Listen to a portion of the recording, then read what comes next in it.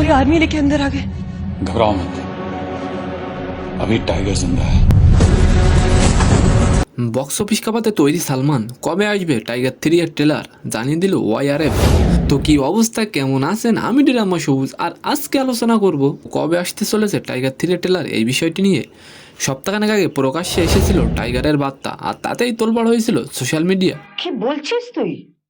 মাত্র 1 মিনিট 43 সেকেন্ডের ঝলকে সালমান খান বুঝিয়ে দিয়েছিলেন তিনিই বলিউডের সুলতান।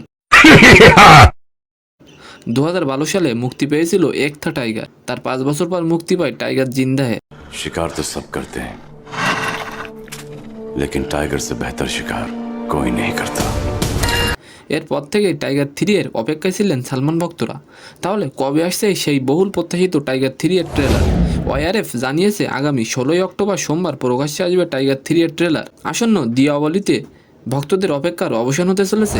টাইগার 3 এর আগাম ঝলকে দেখানো হয় অবিনাশ সিং রাঠোর ওরফে টাইগার নিজের পরিচয় দিচ্ছেন, আর সারা দেশে টাইগারকে গাদ্দার ও দেশের দড়ি বলা হয়, আর দেশবাসীর কাছেই ক্যারেক্টার সার্টিফিকেট চাচ্ছেন টাইগার।